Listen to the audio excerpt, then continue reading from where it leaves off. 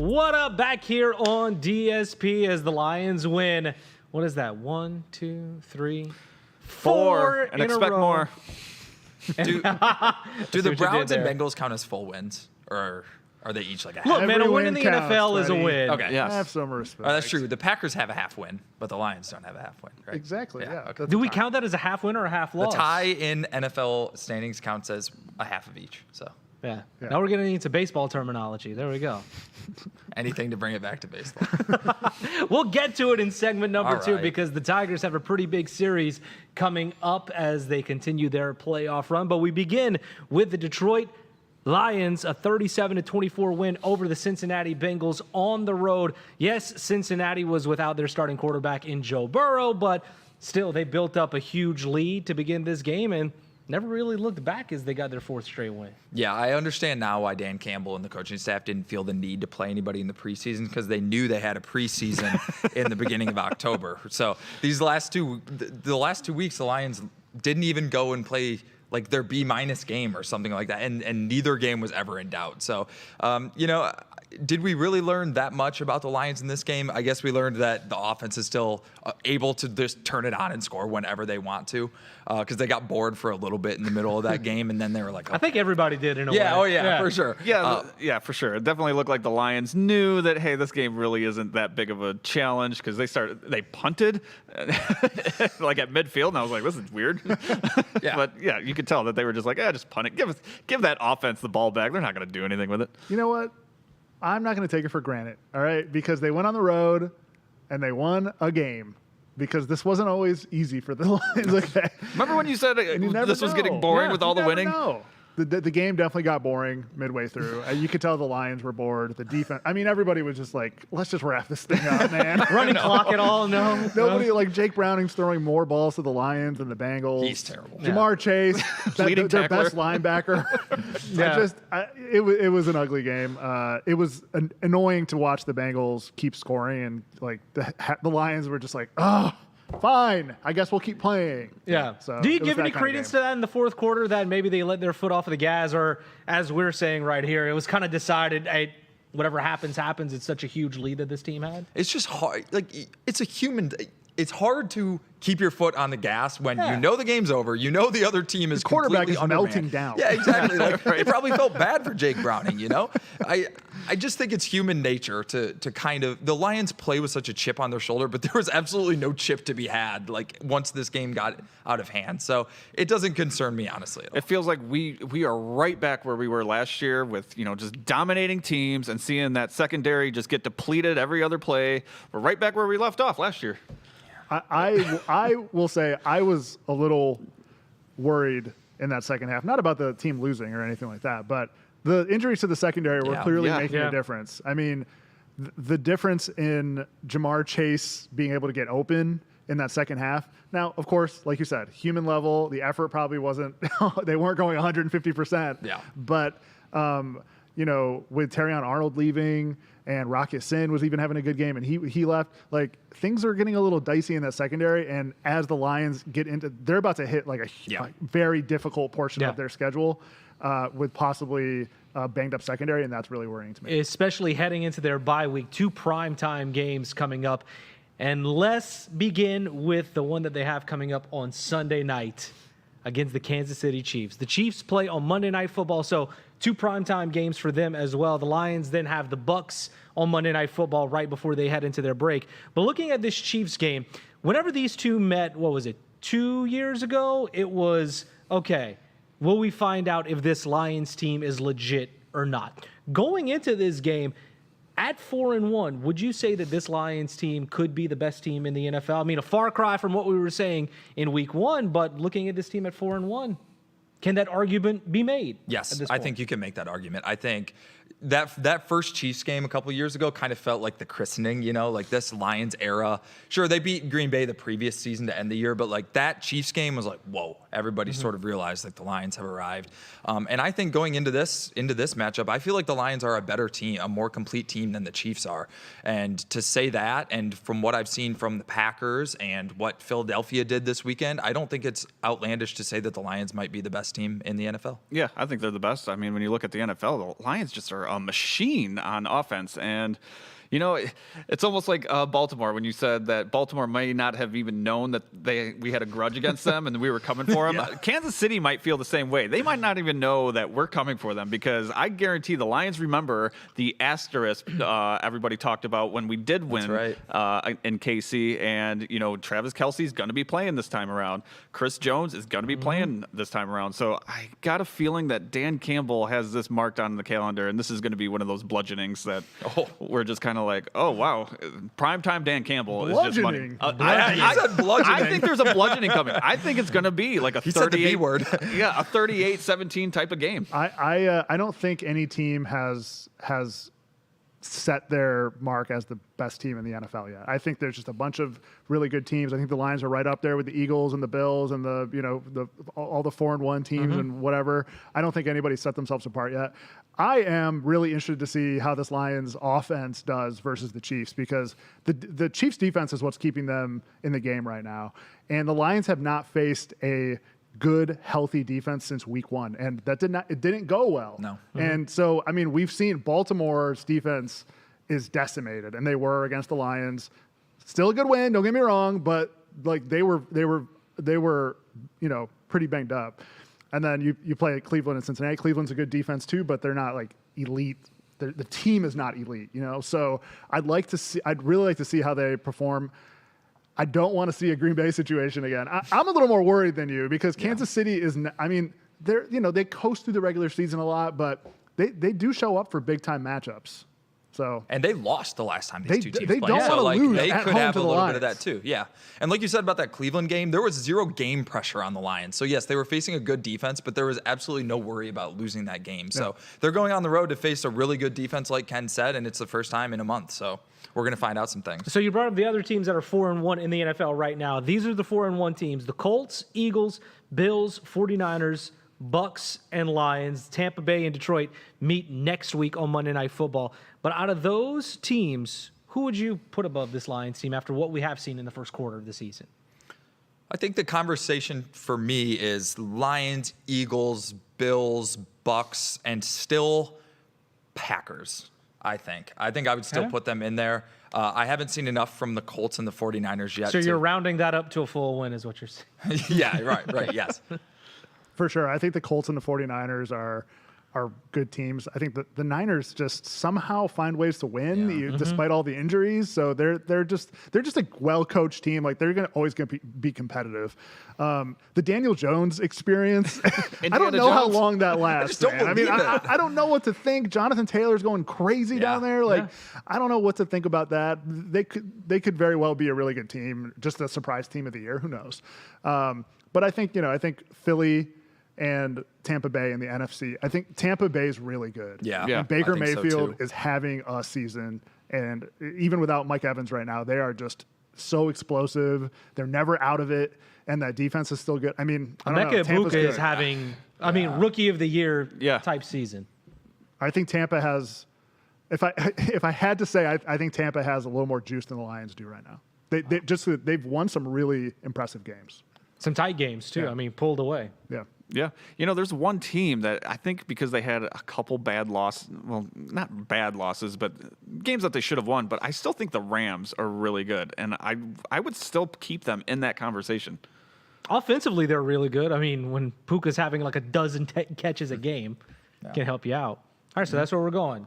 So that's kind of the order. That's a lot of teams. I mean, Yeah. I think Yeah. that I think there's a early in the log NFL jam. There's a season, log too. jam. There's a lot of good teams. I think that they're right in it. There's a lot of bad teams, too. Oy. it doesn't feel like last year. By the end of last year, it really felt like Lions and Eagles had separated. Obviously, we know how the playoffs played out, but it really felt like the Lions and Eagles had kind of tiered themselves above everybody else. At least to this point in the season, I really don't feel that way. I feel like Ben's arguing for the Rams, and I would probably have them like 6th or something in the NFC. So, I think there's a lot of teams that really deserve to be in that conversation.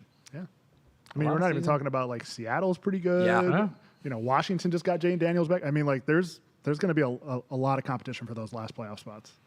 We shall see how it all plays out, because we're only going into week number 6 of the NFL season. The Lions have Kansas City again on the road, a game that is on Local 4 for Sunday Night Football. But when we return, baseball season still going on in Detroit. Who'd have thunk it, huh?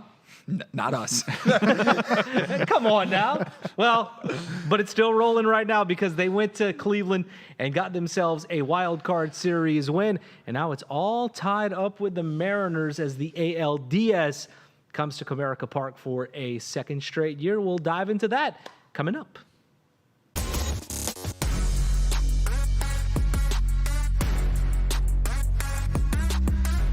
Postseason baseball is back in the D. Excited? Just like we drew Ian's it up, excited. boys. Very. Just like we drew it up, Ken says. Were you saying that for the last home series at Comerica Park in the regular season? Exactly. Yes. The road here was winding, but we're here. We're here. It was finding. It was like underground, like around a couple mountain. detours, Yeah. construction barrels, lots of Took the construction back barrels. roads for sure. But when the Tigers played that last home series, what was that, against the Braves? And their playoff hopes were kind of Done. bobbling like that? You said done? Done. At that point. So you had like no expectations for more baseball here. The next day, before the Guardian series, I did say I think they'd still make it, but I was not confident. Yeah. And I was definitely not confident. The thing that we're not really talking about, the Tigers did need a collapse from the Astros to get in. But Yeah. honestly, the nice thing about the MLB postseason, none of that matters. Like, they're here and they're on an even playing field with everybody else. Looking at what they did in that wild card series, yes, they lost the division to Cleveland, but then they come and take 2 of 3 games from them. Did that prove anything to you that this team really did hit the proverbial reset button? I think they vanquished a lot of demons because specifically it was the team that did that to them that came back. But to me, I honestly came out of that series with more concerns looking forward than I even did like going into it, because your hope was, okay, playoff start, clean slate, offense looks good, pitching looks good, and a lot of those warts resurfaced. Yeah, I mostly took from it that it must suck to be a Guardians fan, man. After that run at the end of the season to then collapse in the first round of the playoffs, that's pretty brutal. So, but I mean, I think the one thing that we've seen so far through 5 games of playoff baseball is that the pitching is pretty good. At least the starting pitching has been very good. That was one of the huge concerns coming in, and I think that probably isn't the concern you need to worry about at this point. And they just got to hit. Yeah. They really just got to figure out how to hit. What'd you say about watching games 1 and 2 of the series in the ALDS? I mean, it's got to be some of the worst viewing experience for a good Detroit team in a long time that I can ever Are remember. they a good Detroit team? And I mean, like the pitching is obviously fantastic, and they're doing their job. The starting to the bullpen, like everybody's doing their job for the most part. And the bats just can't get going. And it's just brutal to watch strikeout after strikeout after pop out after pop out. And you're just waiting for somebody to make that play. And they've done it. They've been making that one big play a game to keep them in or win the game or whatever. But it's just they're hanging on by a thread, man. Yeah. I don't know how they're going to do it. Coming back home for these 2 games in the ALDS, we said this last week, and I'm going to say it again. All it takes is one swing to break a team out of this funk. We saw it with Dylan Dingler in Game 3 of the Wild Card Series. He hits a home run. The very next inning, the Tigers get their first 3 big hits of the entire series. So I think it's so important that the Tigers get off to a good start in Game 3 because, you know, Jack Flaherty is starting. He looked great in Cleveland, but you never know what you're going to get from that guy. He can go shut out one game and then 8 runs the next. So if the Tigers could get up early and put a little bit of game pressure on him, I think that can make all the difference. Especially against this Seattle offense that can go off at any time. You know how crazy it is that we see somebody hit 60 home runs in a season in this era of baseball? That's crazy to see what Cal Raleigh has done. Yeah. But how much confidence do you have in those starters, Jack Flaherty, Casey Mize? Because first 2 games, Seattle was held to 5 runs in 2 games. Does that give you any The last pause? time Cal Raleigh was in Comerica Park, I think he hit like 5 home runs or something. So we'll see what happens. But I mean, again, if this pitching continues, they have a chance.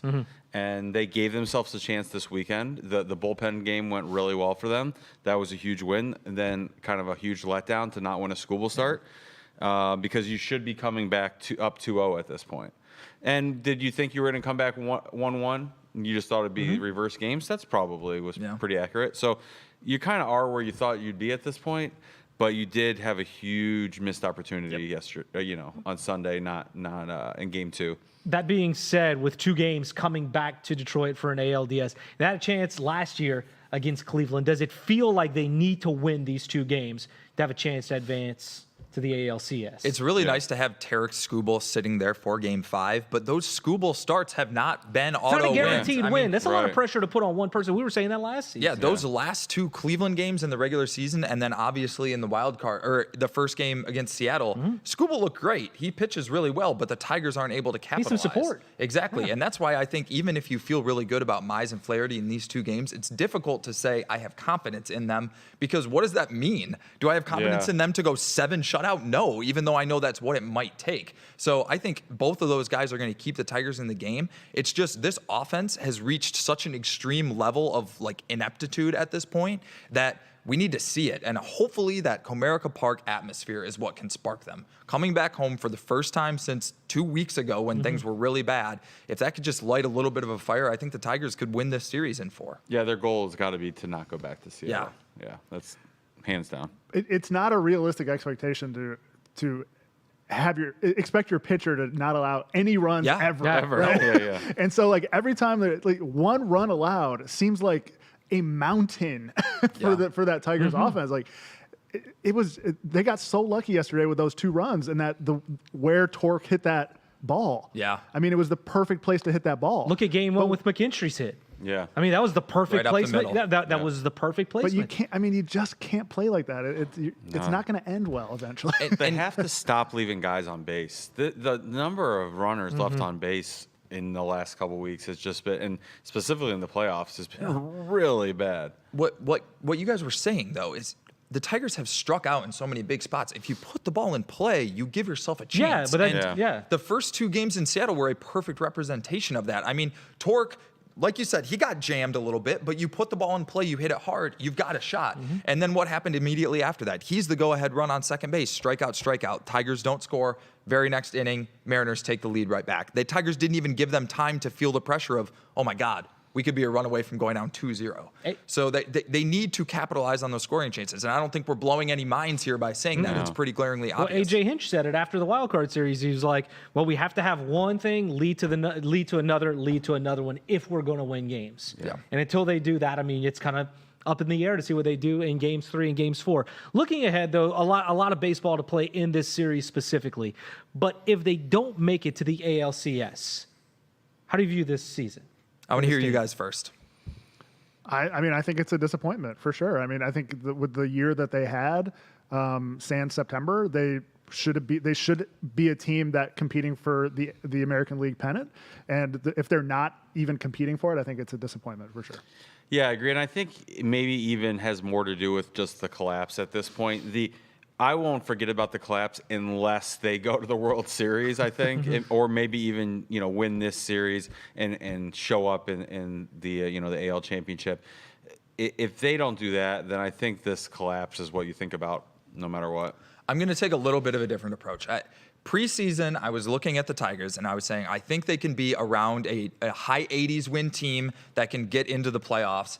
And then anything can happen. And it's very difficult to put myself back in that mindset because the Tigers spent 5 months as like the best team in the American League. But when I look at this roster, I don't think that this roster is as good as Seattle's or as Toronto's or as the Yankees. Nope. I look at all No way. 8 teams that are left in the playoffs, and to me, the Tigers are clearly the worst. Yeah. It's Tarek Skubal, and then it's piecemeal in a lot of ways. Yep. So the way that the Tigers didn't go all in, I think that making the ALDS and giving yourself a legitimate shot to advance to the ALCS is good enough for me. Doing what you did with what you got. Because I think the Tigers' strategy was going to be to keep being here and get enough bites at the apple that eventually it does work out. And so the fact that the Tigers did not go all in and still got to this point, I think, to me, I'm going to look at that as encouraging. Even though they missed some opportunities, they're not going to hang a division banner, they didn't get a bye, I still think based on their talent level, they didn't underachieve. This series, though, tied up 1-1, should be interesting to see what happens at Comerica Park this week. Still much more to come on DSP, diving into some college football as Michigan goes out west to take on USC. We'll discuss that coming up.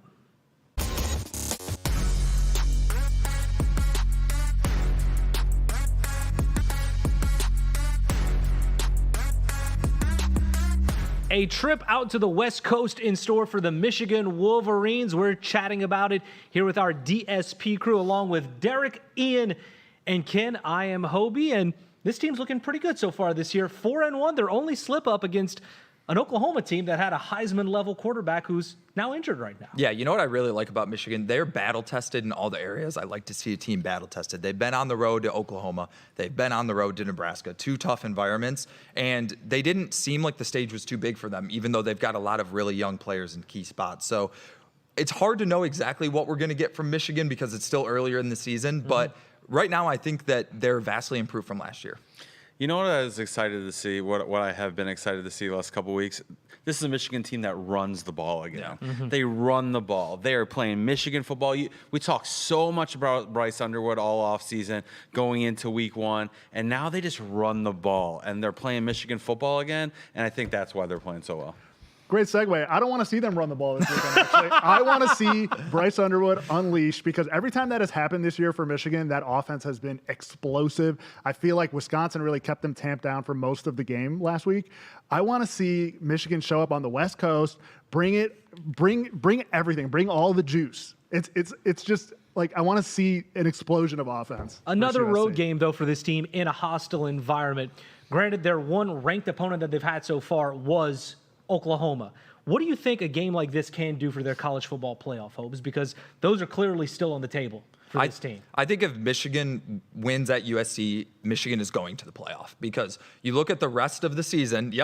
Because you look at the rest of the season, and there is no game like this one between now and Ohio State. Yeah. So if you win at USC, you should win at Michigan State. You should win at Maryland. So you're talking about going into that Ohio State game 10-1 with a really good road resume, and I don't even think a loss there could knock Michigan out.